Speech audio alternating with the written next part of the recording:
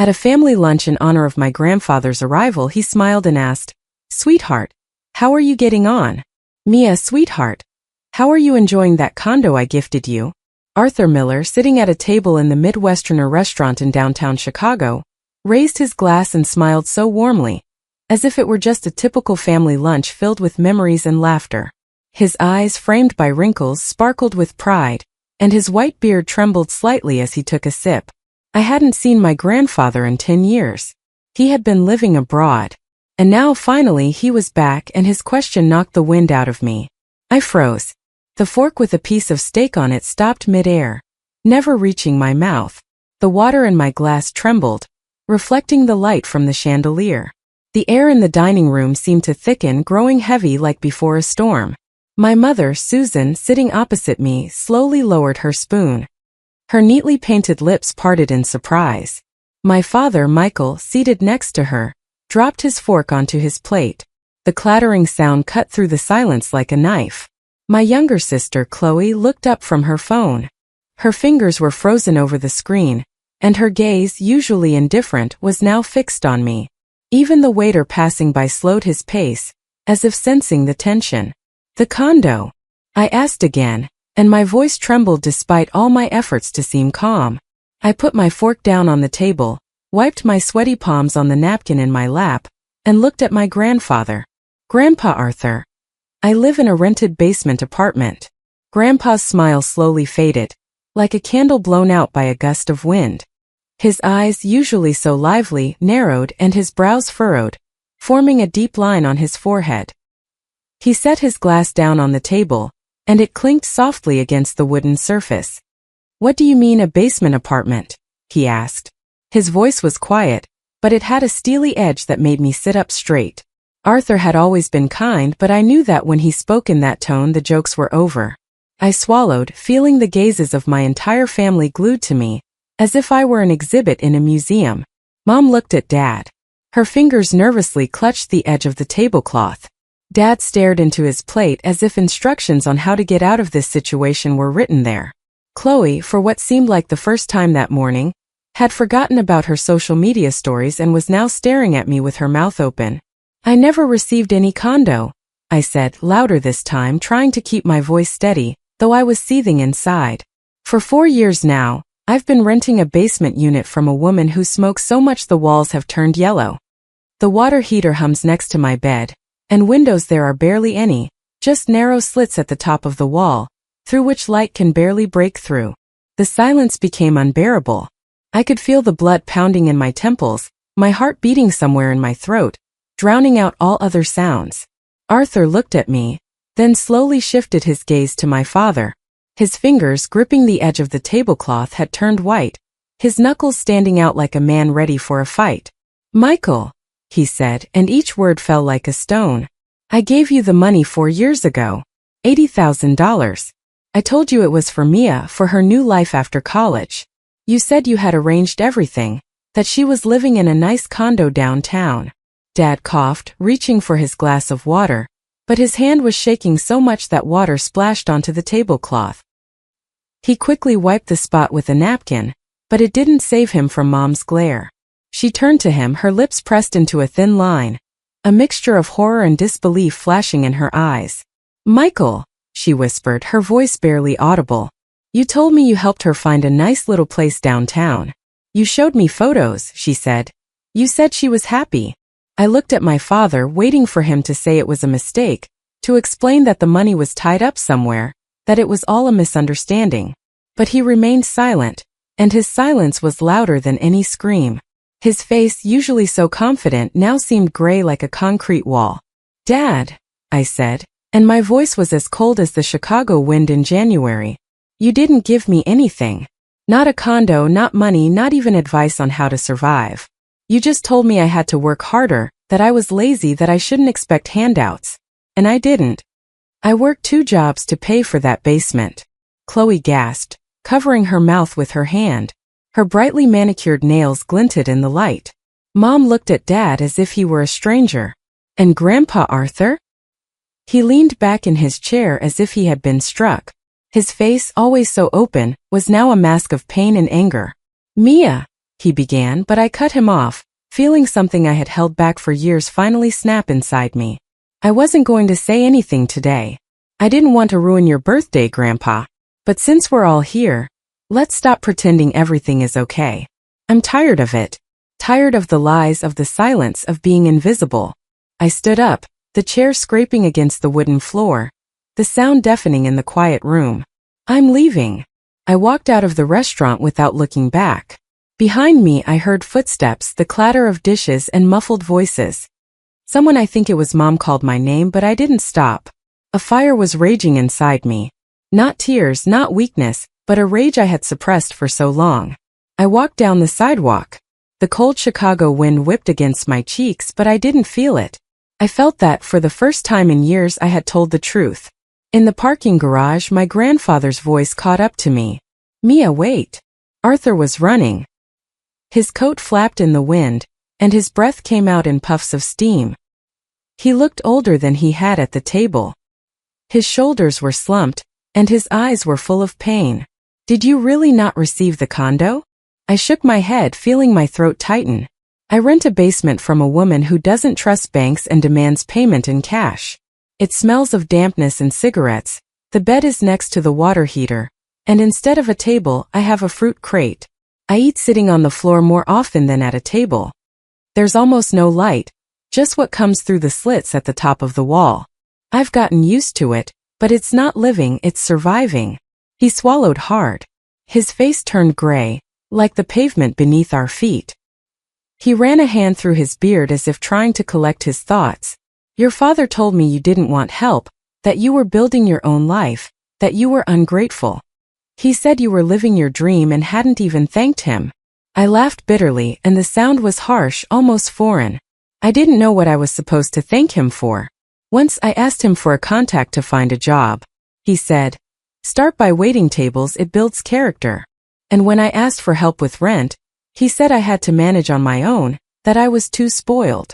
Arthur ran a hand over his face as if trying to wipe away what he had just heard.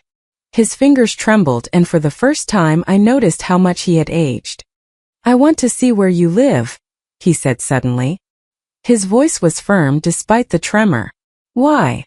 I asked, surprised, crossing my arms over my chest. Because if everything is as you say and I believe you, then your father has deceived not only you, but me as well.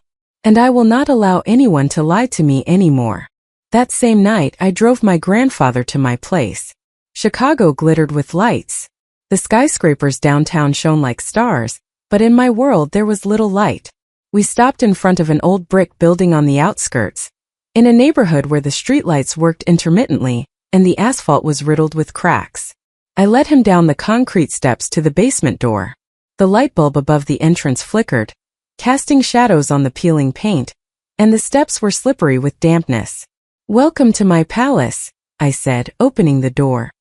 The smell of dampness and cigarettes hit us, as always, but today it seemed even more suffocating. I stepped inside, letting my grandfather pass. Arthur entered. His footsteps echoed in the cramped space. He looked around. The tattered sofa bought on Craigslist for $50, the rickety shelving unit assembled from boards, the ceiling stained with mold, the bed pushed against the humming water heater. His gaze lingered on the crate I used as a table and the stack of plates on the floor next to a worn-out book, the only luxury I allowed myself. The narrow slits near the ceiling, which I called windows, let in the dim light of a street lamp, but it only emphasized the room's squalor. He was silent for a few seconds, then sat on the edge of the bed. The mattress creaked under his weight. His sigh was so heavy it felt as if he had exhaled his entire life. This is where you live, he said, not as a question but as a statement. His voice trembled, but there was no weakness in it, only pain. Since I graduated from college, I replied, crossing my arms to hide how my fingers were shaking. For years. I've worked as a waitress, then in a call center, sometimes I cleaned houses. Anything to pay for this place. His eyes glistened, but he didn't let the tears fall. He stroked his beard. His fingers froze, clutching the fabric of his coat. Your father said he saved the rest of the money for your wedding. I thought it was reasonable, that you were living in a good place and he was just looking out for your future. There is no rest, My voice was flat, almost lifeless. Arthur looked at the floor, then back at me. His gaze was full of determination. Enough, he said, standing up. His voice was as hard as granite. Tomorrow we're going to the bank and to a lawyer. And then your father will answer for everything. I nodded, but something inside me stirred. Not fear, not hope, but something in between. The feeling that I was no longer alone. The next morning I woke up to the smell of burnt coffee and the voice of Arthur on the phone. He was standing in the hallway of my basement, his figure seeming too large for the cramped space. His voice was cold as ice, and I had never heard him speak like that before. I don't care that it's Sunday, David. Find all the documents. I want to know where every last dollar went. And prepare a letter stating that Michael no longer has power of attorney over my financial affairs. Yes, right now. I stood barefoot on the cold concrete floor listening. My t-shirt, which I slept in, was old with a faded print, but I didn't feel vulnerable. For the first time in years, I felt that someone saw men at the Mia they considered lazy or weak, but the real one, the one who fought even when no one noticed. By noon, we were at a bank in downtown Chicago. The office was sterilely clean, with polished wood panels and the smell of expensive coffee. The bank manager, a woman in her 50s in a sharp suit, clicked away at her keyboard. Her lips were pursed as if she already knew the news would be bad. Here it is, she said finally, adjusting her glasses. A wire transfer from your account, Mr. Miller, to the account of Michael Miller. Noted as a gift for Mia for a condo. $80,000. Dated 4 years ago. She turned the monitor towards us. The date, the amount, it all matched. And then she clicked again and my heart sank. 5 days later, my father had transferred the entire sum to a personal savings account under his own name. No note, no mention of my name, nothing. The money hadn't been spent, but it had never reached me.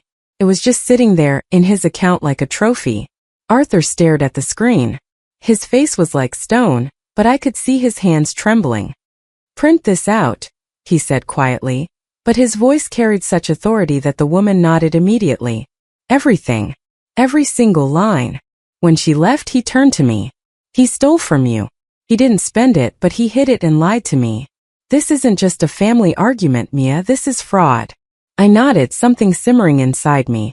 I remembered how my father had looked at me when I asked for help, how he told me I needed to toughen up, that I was too weak for adult life.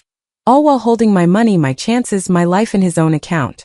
Don't worry, Arthur added, placing a hand on my shoulder. I'll handle this. No, I said quietly but firmly. We'll handle this. That same day, we drove to my parents' house. I hadn't been there in years. It was the same 2-story house in a suburb of Chicago with a neat lawn and a white picket fence.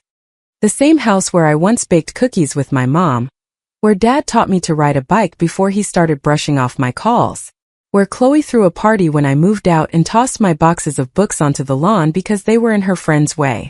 Arthur rang the doorbell. Dad opened it. His face was a mixture of irritation and surprise. Seeing both of us, he froze, his hand still on the doorknob. We need to talk, Grandpa said, his voice hard as granite. I'm busy, Dad grumbled, but Arthur cut him off. Sit down. He didn't raise his voice, but there was something in his tone that made even my father obey. He stepped back, letting us into the house. Mom was standing in the living room doorway, her eyes darting between me and Grandpa. Chloe peeked out from the staircase, her hair in a messy bun, her eyes gleaming with curiosity like a cat that has scented prey. We sat in the living room on the sofa I remembered from childhood. It was just as soft, but now it felt foreign. Arthur placed a folder of documents on the coffee table. Dad didn't even glance at it. His hands were clasped, his gaze fixed on the floor. Grandpa opened the folder and began. You told me Mia was living in the condo I bought for her. $80,000, my retirement savings that I had built up for years. But the money never reached her. You took it, hid it in your account, and lied to me and to your own daughter. Dad let out a nervous chuckle. His fingers drummed on his knee. Dad, you're blowing this out of proportion. She's living in a basement. Grandpa barked and his voice made everyone freeze. Even Chloe, standing on the stairs, went still, her phone lowered. She eats on the floor and works 2 jobs to pay for that hovel. And you hid her money to keep it for yourself. I was holding it for her future, Dad began. His voice was tense, but I could see him trying to squirm his way out. Mia wasn't ready for that kind of responsibility. I wanted her to learn to appreciate things. Don't, I interrupted, my voice sharp as a knife. Don't lie. You said I was lazy, that I didn't deserve help. You made me feel worthless, all while holding my money, my chances, my life in your account. You didn't spend it, but you didn't give it to me either. Why? Michael, tell me it's not true, Mom whispered, her voice trembling. Dad was silent. His jaw was clenched, his eyes darting around the room, but he wouldn't look at me or Grandpa. Arthur pushed the papers towards him. I've spoken to a lawyer. We can take you to court, or you can return every single dollar and explain yourself to the family at the next lunch. Enough hiding behind your excuses. Dad clenched his jaw but didn't answer. Arthur turned to me, his expression softening. You're moving in with me next week. I've already called a realtor. We'll find you a proper place. Don't argue. I looked at my father. The man who said I would never make it without him now looked small, shrunken under the weight of the truth. I didn't feel victorious. I felt free, and that was better. The following Sunday lunch was at the same restaurant, at the same table, but everything had changed. I sat next to Arthur at the head of the table. His hand rested lightly on mine as we waited for the others. Dad entered, and I barely recognized him. He looked older, his shoulders were slumped, and the usual self-assurance with which he always carried himself had vanished.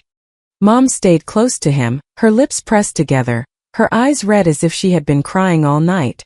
Chloe wore dark sunglasses as if to hide from what was happening, but her fingers nervously toyed with the hem of her sweater. Arthur stood up before anyone could start chattering about the weather or the menu. His figure, despite his age, seemed majestic, and his voice carried across the hall, making a waiter freeze with a coffee pot in his hands. I'll be brief, he said, and his words were as sharp as a blade. I've gathered you because last week, I learned of an injustice committed in my name. 4 years ago, I sent money, my savings, to help Mia start her adult life. I was told she received it, that she was thriving. That was a lie. The room fell silent. I felt my eyes begin to burn, but I held back the tears. This wasn't about crying. It was about the truth. Arthur continued. Michael took that money, hid it in his own account, not spending it, but not giving it to Mia either. He made her feel unworthy, lazy, and dependent, all while pretending to be a caring father. He lied to all of us. Aunt Carol, sitting in the corner, gasped, covering her mouth with her hand. My cousin Ben blinked, his face growing serious as if he was understanding for the first time what was happening. Dad shifted in his chair, his fingers mangling a napkin, but he looked at no one. Arthur turned to him. You betrayed us both. From this moment on, you will not receive a single cent of my inheritance. Everything will be rewritten to others, and you will answer to everyone.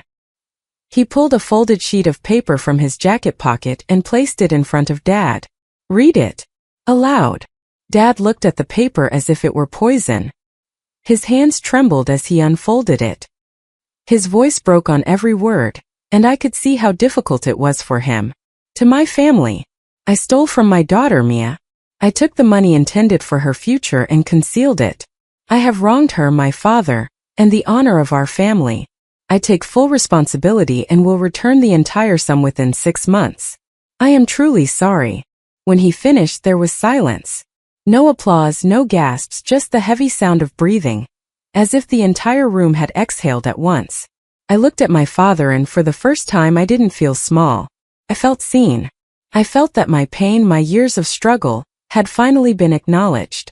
That night, standing on the porch of Arthur's house, I looked up at the stars. Chicago was asleep. Its lights twinkled in the distance, and the sky was so clear it felt like you could reach out and touch them. Grandpa stood beside me, his coat buttoned up, his hands in his pockets. I still can't believe you never asked for anything, he said quietly. His voice was soft, almost guilty. I was tired of asking, I replied, my eyes on the stars. I thought if I just worked harder, if I proved I was worth something, someone would notice. But no one did. Except you. He nodded, his gaze fixed on the horizon. I'm sorry I didn't check sooner. I should have made sure the money reached you. I don't regret it, I said after a pause, and my voice was firm. If things had been different, I wouldn't have known who was truly on my side. Now I know. He offered a weak smile, his eyes shining in the lamplight. You're not going back to that basement. I've found you a place downtown with hardwood floors, real windows, and a view of the Chicago River. I laughed quietly, and the sound was light, real. That already sounds like a palace. You deserve it, he said, and there was such conviction in his voice that I believed him. Maybe I did deserve it. But more than anything, I deserved to stop fighting for scraps for the right to be heard. The new apartment was on the 6th floor of a building with large floor-to-ceiling windows. The first morning, I woke up to sunlight streaming into the room like a river. There was no barking from a neighbor's dog, no creaking pipes, no smell of dampness. Just a soft, warm silence like a blanket. I sat on the edge of my new bed, not an old mattress, but a real bed with a wooden frame, and looked out at the city. The sky over Chicago was so vast, I wasn't used to it. It seemed as infinite as the dreams I had hidden for so long. That day, I did something I had put off for years. I opened my laptop and found an old folder hidden behind bills, resumes, and rejection letters. A folder labeled Design. Inside were interior sketches, blueprints, and ideas I had created at night, when the humming water heater kept me awake. Drawings I had shown my father when I still believed he would support me. He had said then, "That's nice. But when are you going to get serious? Design isn't a job, it's a hobby." Now I was serious. I updated my portfolio, sent it to design firms, registered on freelance platforms, and launched a small website. The $80,000 Dad returned, I used not only for rent and living expenses but as a startup fund. I bought a graphics tablet, paid for courses on modern design software, and invested in advertising my portfolio. This was my chance, and I wasn't going to miss it. Weeks passed, then months. I worked through the nights, creating sketches for clients who found me through my website.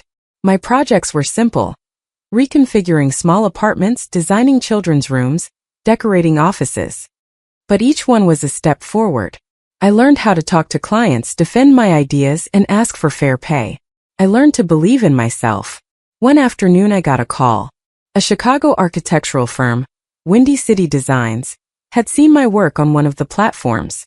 They were launching an affordable housing project for young families, and were looking for a designer who knew how to turn small spaces into cozy, functional homes. "We need someone who understands how to live in limited conditions," the director, a man with thick eyebrows and a kind smile, said during the interview. "Your work shows that you know how to make a small space a home." "I know how," I replied, looking him in the eye. "I lived in a basement for 4 years. I know how to turn a corner into a bedroom and a crate into a table." He nodded, and I saw respect in his eyes.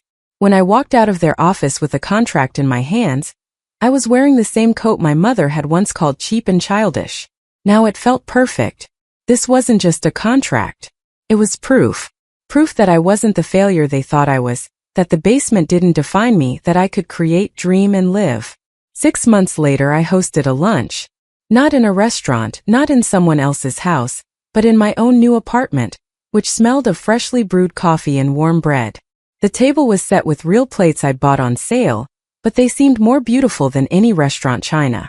Light streamed through the windows, reflecting off the wooden floor, and the laughter of my guests filled the room with warmth. Arthur brought a bouquet of daisies and placed them in a vase I'd bought with my first paycheck. He looked at me with pride, his eyes shining just as they had the day he first saw my apartment. Ben, my cousin who used to roll his eyes when I talked about design, was now asking me about color palettes and how to choose wallpaper to make a room look bigger.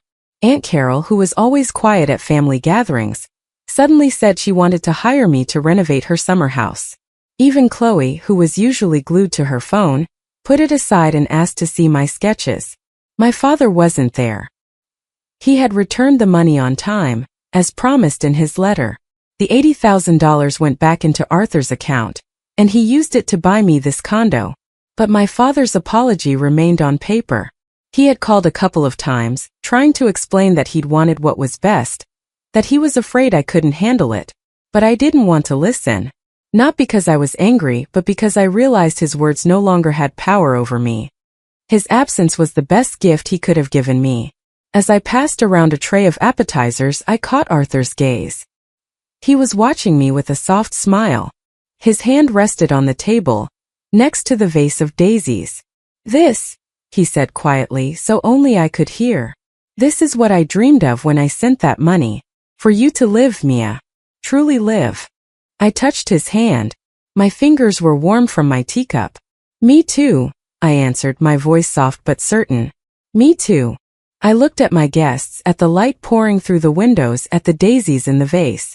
And for the first time in years I felt that I was home, not in a condo, not in Chicago, but in my own life. The life I had built myself step by step, from the shattered pieces of dreams and truth. Yes,